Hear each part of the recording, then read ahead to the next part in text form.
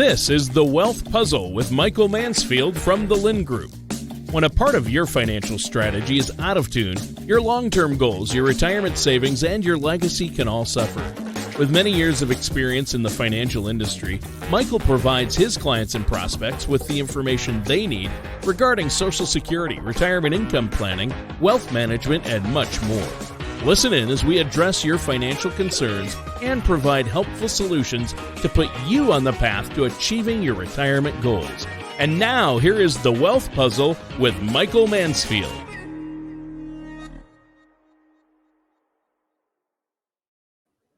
Hey, everybody. Thanks for tuning in to another episode of The Wealth Puzzle. This is Mike Mansfield and Tana Pennington. We're from the Lynn Group. We do retirement income planning. We help people with all those terrible things that they don't want to think about so that they don't succumb to perhaps the number one or number two fear of retirement, which is living too long and running out of money. So that's why we're here. That's why we're here to help. I think Tana will attest as she hassles me every week that the show is not always solely about individual retirement planning. It is about right. It's about we me get off on tangents. Talking crazy. But look, honestly, I think the things we talk about, Tana, are relevant. Yeah, very. Honestly, when you talk about politics, when you talk about economics, these are the things that drive people's individual decisions. It drives their individual accounts. It drives the performance. All of these things impact you. Politics making Social Security law changes, politics making tax law changes. All of these things, guess what? At the end of the day, boil down to the individual. And so that's why we've been talking about it in the last couple of weeks. I'm looking at my picture. I'm like slowly moving wires while I'm talking. So I'm like, geez, did anyone clean this mess up before we got going? So look, for all of our podcast listeners, if you haven't figured it out yet, we're also making videos. You can go online. You can watch these on YouTube. You can watch these on Rumble. We would encourage you to, because we talk about a lot of things. We show a lot of charts and pretty pictures, and you have the opportunity to see the resources that we're using by watching the show. So Tana, how's life? It's good. Gotta start there. It's rainy here, but it's nice. It's Has your husband grown at all since I've seen him? No, I cut back on feeding him. That way, I'm not joking, everybody. I always joke. He's seriously. They have cutouts in their doorways for no, we don't. Through. No, he's not Just that big. The shape of the top of his head. Whatever. He drives a big F-250. It looks like a Barbie car. Well, he has a big personality too, so maybe that's part of it. True. Yeah. He's got a nice personality. Chris is a cool dude. Thank you. Anyways, down to business. We got a lot of quick things to talk about today. We're I don't even know where to begin, so I'm going to pop some stuff up. So for all of our viewers, you can see this on the show. So I thought I'd start this week. It's been a couple weeks since we talked about any COVID related stuff. COVID is very interesting. Obviously, it's still out there. It's very real. But the power of the vaccine is too, right? It's real and it's out there and it's solving the problems. Just in the United States, just a couple days ago, from 2 weeks ago, daily average cases are down 30%. We're at an average of about 40,000 a day from 70,000 a day. What a huge move down. I was thrilled to see that. We had a little bit of bump kind of into April going into May, but everything has been softening out with daily average cases. I think that this is a huge manifestation of a lot of people got a shot in their arms. A lot of people have antibodies. Obviously, that's why we did all this stuff, and it seems to be doing the trick. Even daily mortalities, which is the whole reason of why we take vaccines and things, is right. We want to lower hospitalizations. We want to lower people passing away.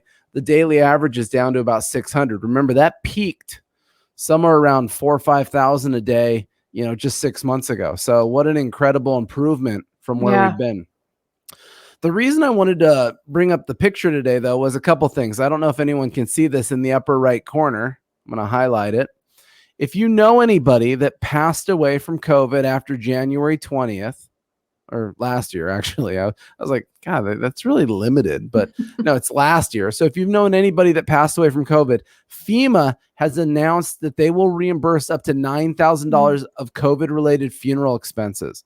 So that's a very important resource because, unfortunately, funeral costs are, especially in California, very prohibitive. It's an expensive hobby to die.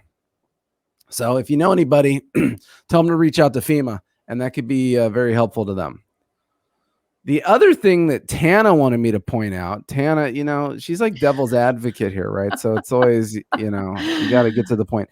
She wanted Right? me to point out something that was actually very interesting, and it's down at the bottom. And this shows estimated U.S. COVID infections and deaths by age group. Remember, this has affected people in very different ways. And, it's nice in California that we finally have our kids in school and things are kind of normalizing. But look at this. As of the end of March, there was almost 27 million infections in kids under 18. Yet nationally, there was only 266 deaths. That's like 1,000th of 1% mortality rate. Right. So, like I said, I've got 4 kids, under the age of 12. And so, as a parent, you're very concerned. You're very well. Obviously, we don't want our kids to get sick. We certainly don't want them to pass away. But fortunately, it hasn't had a huge impact on that age group. I look at that as a small hidden blessing. Definitely. So there you go, Tana. I touched on it for you to make you happy. Thank you. Very responsible. All right, what are we going to get into? This is the article you sent me yesterday, which was a good one, right? Yes. What do we got here? As the U.S. economy restarts from the pandemic, parts of it are severely broken. Now, this is a fascinating issue that we're starting to see.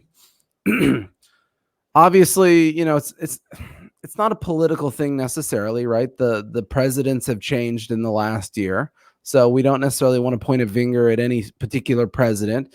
I think a lot of it could go down maybe to more governorships. Sorry, gosh, I got like the frog in my throat all of a sudden. You take over. I'm gonna get a drink. Well, your kids have gotten you sick. I could tell. Yesterday it was pretty bad, but you're sounding better today. Thank goodness. We just covered kids don't get sick, Tana. Don't start freaking putting nails in the conversation. Well, there's more out there than just COVID. So no, that's not true. That's there not is. true. It's a fun fact. I was about to kind of make a point about governors. Different governors have had different policies about reopening. It's been fascinating to follow the numbers. Obviously, probably gets into a debate in and of itself. So Disneyland just opened a week or two ago. Oh, yeah. In Anaheim. It's probably a great time to go because I think they're only at 25% occupancy, which must be totally cool. Tana, quiz. Any idea how long Disney World has been reopened? Any ideas? Now, where's it at? Disney World? Yeah. Florida. Florida. That's right. It's been open 9 months. Oh, wow. Okay. Like think about the disparity there. We just opened last week, essentially. They've been open 9 months already. I mean, and to be fair to, in defense of Disney World, they've had no meaningful issues, no meaningful outbreaks. They were very cautious. They had low attendance. But it's fascinating because this kind of goes to what this article up on the screen is about. And that is we broke the supply chain by leaving parts of the supply chain broken too long, right? Send everybody home. Stop making stuff. Stop using things. Everybody hide. And now all of a sudden we have major issues. I was just down by the gosh, I'm all excited, man. I'm like stuttering. I'm like bouncing around. So the other day, my wife had to do the critically important thing of going to Costco. I got all these kids, man. You got to shop everywhere at Costco. And it's weird. Like I used to hassle her, like in the old days. It's like, how do we spend $200 every time we go to Costco? And then how do we spend $300? Just gosh, it's so expensive. Yes. But to be fair, we got to buy our food in bulk so all the animals at my house can eat it. And anyways, we get down to Costco and it's super busy. And so I'm like, you know what? I'm just going to drop you off. I had the kids in the car anyways. It's just such an event for us all to get out and go in and fight them. And so I dropped my wife off and we're right there at the car lots. And so I have to admit, I do like myself a nice car here and there. Yes, and so, you do. So we're just kind of buzzing around in the old minivan. And I thought, let's just kind of troll through a couple car lots real quick and see what the action is. Dude, Tana, You would think all the car lots were out of business.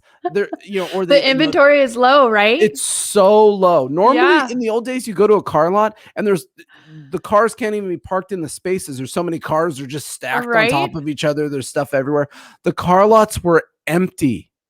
That is crazy. Dude, it was crazy. It was the weirdest thing. I stopped and some guy walks out, hello, what can I sell you? And I said, nothing, obviously. You have nothing to sell me. But what's going on? Is there something wrong? He's like, no, the chip shortage, the semiconductor shortage, the chips we use to make cars, we can't get them. Nobody's making cars, man. We don't have any cars. You want a car? Then you gotta pick, you gotta get that ugly colored one. That's the only thing we got left. Well, then that explains why I'm getting so many phone calls for wanting to purchase my used car.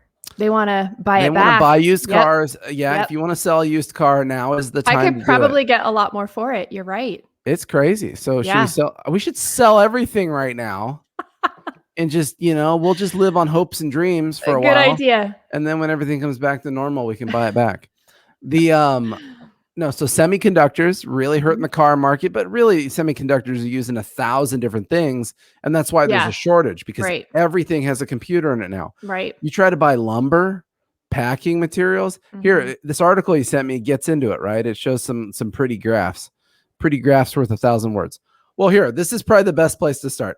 10 million jobs short is what this article is saying, that they need some people working. And that's part of the problem with the supply chain issue, right? Is they can't get enough people to come back to work in order to make the stuff. They're lacking. And so in this beautiful picture on the people that are watching this on YouTube, whoops, that doesn't highlight. I tried. You kind of see on the right side of the graph, it shows labor force participation. And then COVID hits the beginning of last year. You see that crater, and then it's only back about halfway. So isn't it weird that a lot of states have opened up, a lot of restrictions have been lifted, you can go back to work, employers are desperate to find people. Seriously, I'm not going to give names, I'm not going to give companies, but I've talked to a number of people in the last couple of weeks that have literally said this to me, that I cannot find workers for my business. Right.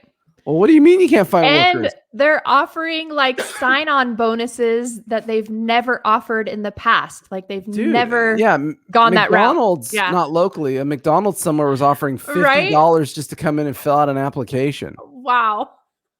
and a free Big Mac. Yeah, that is awesome. It's funny. I went to McDonald's the other day, and I haven't been there in years. Now I realize that's very un-American to say. But in years, and I just was driving by and I was lonely and sad. And I just thought, you know what? I could go for one of them 20-piece chicken nuggets. I bet I could get through all those. And I did. Oh dear. That is disgusting, actually. Dude, whatever science they use to make stuff, it works. So you got to stay away. So in any case, semiconductors are a huge problem right now. Lumber is a huge problem. I mean, here, look at this graph, a surge of lumber prices since last year, right? All-time highs, going through the roof. Try to buy a 2x4. It costs you like $85 now. Just kidding. It's it's like $7.50. But they used to be $2. Yeah, and this was the year that I was going to have my husband redo our deck. So I'm actually very disappointed. That's funny you say that. I was thinking about doing some stuff at my house, and everyone I talked to was like, "Ooh, did you know if you want a faucet, it's $9,000 right now?" I don't know. I'm going to find a different project for him. Packing materials. Look at this chart. Boom, through the roof again. Everything is going through the roof. Remember, so when you have supply chain issues and you have limited supplies, the demand is still there. People still want stuff, right? And guess what? The price goes up. It's called inflation. This is the huge problem with the government printing a boatload of money and continuing to print a boatload of money, giving it to people, and now people still want their products. It's driving the price up exponentially. And if I was to give a political statement, Tana, do you think inflation hurts low-income people more or high-income people? Low income. Low-income people. Yep. It's an indirect tax on low-income people. People are getting destroyed. I just filled my car up yesterday because my mom scared me that the gas supply shortage was coming, and this is going to be 70s era around the block lines to get gas in your car. And so I put gas in my car and I'm paying almost $4.60 a gallon. Ouch. Chemicals, look at that, through the roof, everybody. Beautiful looking chart. Oh, this one's chlorine actually, which is funny. Chlorine, you got a pool, man. Good luck. It's funny. I got one of these soft tubs from the fair. Did you ever see those, Tana? Oh, you they're did? like the round ones. I did years ago. What? I didn't get it this year. They sold you one of those? No, it's odd, dude. It's like I hate spending money. This is one of the greatest purchases why I'm so surprised of all time. This is interesting. The only reason I did it was I have at least 3 clients that have them, so I had some good testimonials. Okay. And it's great. I've had it for, I don't know, 3 or 4 years. I've never had a problem with it. I got to toss a little chlorine in it. Right. Obviously can't afford chlorine anymore. So now I just toss, I use my salt grinder from Trader Joe's to see if that'll do it. Oh, that is so awesome. You get that pink Himalayan salt. Yeah, I'm done with that. Anyways, back to the chlorine, right? It's going up in price, and everyone should get a soft tub at the fair. They're like a third of the price. Awesome. Without any water in it, weighs like 60 pounds. You could literally cut it up with a razor knife and throw it away when you're sick of it. My kids love it. Good to know. I had all my kids in it yesterday. It's awesome. It's just like a disgusting bathtub, especially without the chlorine now. So anyways, we're seeing a huge supply chain issue. This is going to have some kind of rippling effects for a while till things normalize. I view this as a failure of the government, a failure of governors. And why? It goes back to the top of this article where it's talking about we don't have enough people working. Well, where is that? The top of the article. Here it is. We don't have enough people working. People aren't coming back fast enough. Once again, I deal with a lot of people. And I've heard this story a number of times in the last month where people say, I could go to work or I could not. And then there's this article. Yeah. This is another article Tana found. U.S. Chamber of Commerce. Have you ever heard of them, Tana? The Chamber of Commerce? Yes. Seems like a reasonably credible organization. They deal with businesses. They deal with employment. I would assume they're credible. I don't know. U.S. Chamber of Commerce blames weak jobs report on enhanced unemployment benefit, kicks off lobbying effort. So what is this about? Literally last week. Let's see where the number is. If it's listed, it should be listed on here. I got to do the scrolly Madoo here. Anyways, it's in here somewhere. So I'm just going to tell you oh, there it is. It was in a different color. I wasn't looking. So last week, rather, the unemployment numbers the employment, they were expecting 1 million jobs to be created in April. Only 266,000 were, right? A fraction. This was shocking because in the other article, what did we just show you? We need people. There's jobs available. Right. We need more people working. These employers are looking for employees. They want to pay you to work. And what the Chamber of Commerce is saying, dude, we're over the hump. See, a year ago, the government shut everybody down. We needed all of these robust extra government benefits. The problem, though, is we don't need them anymore because all the jobs are there and things are open. We need the workers.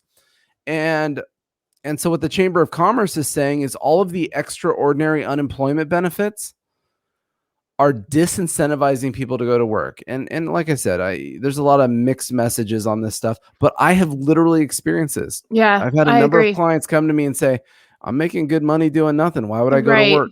They're just going to wait it out until September when it goes away. In California, you could be making $750 a week. Right. On unemployment. Now, think about 2 adults in a household. That's $1,500 a week. Do the math on that, right? You're making good money, learning how to crochet on YouTube or whatever you do. I don't know. What do people do at home? I don't know. I'm so busy. I don't have time for that, unfortunately. Now you know what I do. Crochet. Jeez. But yeah, no, it's true. And I'm hearing that states like Arkansas, Montana, and even South Carolina are saying that they're trying to get rid of the $300 per week extra benefit to get people back to work. Think about how weird that is. Yeah. there's really a disconnect here because we taught people that, not working hard was okay because it's conditioning, right? Some Right. people have gone basically a year without working. Yeah, and they're comfortable there and they are really enjoying it. But Right. And so, unfortunately, it causes a lot of, I think, problems. well, this is a huge part of the supply chain issue. This is a huge part of the inflation issue. We need people getting Mhm. back and being productive and things like that. And Yeah. look, there are people that need help. Absolutely. Yes, But there's a correct. whole swath of people that are now officially Yeah. just taking advantage of the situation. Right. What's amazing about my clients that aren't working? I have a lot of them. Their savings account is getting bigger. Like they're Mm. making so much money, they're Right. saving money. I mean, it's just all government money. It's crazy. Right. But the challenge is this is going to drive inflation, right? Because you can't just keep printing money, giving it to people, letting people chase the same goods because no one will go to work and make new goods for Right. people to chase. And now all of a sudden inflation is higher. This is disproportionately challenging for low income folks. Mhm. Um, Here, I pulled the inflation chart, historical inflation. Let's see what the average inflation was in 1914. 1.35%. That's pretty low. But look at this, 1917, it was 18%. Wow. It was hot. So, right, inflation goes up and down, right? And so it's low right now, and it's been low for a number of years. But let me fast forward. I know this is a small chart. Most people can't see this even on the old YouTube. So they track it by monthly inflation measures, and then they do an annualized one. So March, all of a sudden, inflation perked up quite a bit. This January is at 1.4, February 1.6. All of a sudden in March, it was 2.6. It reared its ugly eye. Now they haven't reported on here what April is. It's going to be even higher. I think. What did you say, Tana? Well, You by the were end reading of it. year, yeah, they said it should be up to 3.6. 3.6. And so Yep. let's assume the average is 3.6 at the end of this year. Last year it was 1.2, then 1.8, 2.4, 2.1. Yeah. Well, it was 0.12 in 15. Wow. The last time we had a 3%er was 2011, and it was just 3.1. The last time we had a 3.6, here's a 3.8 in 2008. So we're talking inflation we haven't seen in 10 or 12 years. Yeah, good point. All of a sudden, out of nowhere. That's a zinger, right? That means my Costco trips. Man, Right? I'll tell you what, we need Everything's to going to get more expensive. we all need to convert to being cats. That way we can eat grass. Like, why is our cats always outside eating? They don't eat Yeah, grass. do. No, They're always out there don't. eating the grass, or dogs. That's what we need to do is we need to convert to a grass diet. I have almost an unlimited supply at my house.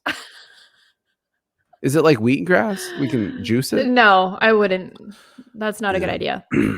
Anyways, the point is there's a lot going on. These Mhm. things will have a direct impact on Yes. you, right? Inflation will impact your ability on a fixed income in retirement to be able to deal with spending, be able to deal with income. Mhm. What if taxes go up, right? There's a lot of things going on here. But this is the first time in many, many years that all of a sudden inflation is a real issue for you. Mhm. Anybody who has a retirement plan, or certainly who does not, you need to talk to us. This is what we do. We build income plans. We look at the Social Security, the pension, the rental property, whatever's driving the income. We look at the individual assets and how those are going to drive income to you. We then Right. adjust by tax liability. We then adjust by inflation risk. Mhm. And everybody has inflation risk all of a sudden. This was not a strong conversation a couple years ago. So it's something to think about. But Well, I we would just definitely need to have that conversation. Maybe next week we should talk about the bond portfolios that are going to be really impacted by inflation. No, it's that's boom. Tana nailed it. Tana's in charge of the show now. But you're totally right. We should next week. That's what Yeah. we'll do. We'll have a conversation specifically if you're invested in the stock market or the bond market. What is this inflation going to do to you? Because guess what? It ugly. Yeah, It ugly. absolutely. So if you don't know us, but you want to, feel free to call us 805-500-7035. You can visit our main website, thelindgroup.com. Lind is Lynd. If you do know us and certainly have questions and concerns about the show, about inflation, about the things going on in your retirement plans, once again, reach out to us. This is why we're here. We're here to help you guys. As always, Tana, thanks for joining us. Thank you. And we're going to wrap it up right here. And everybody have a great day.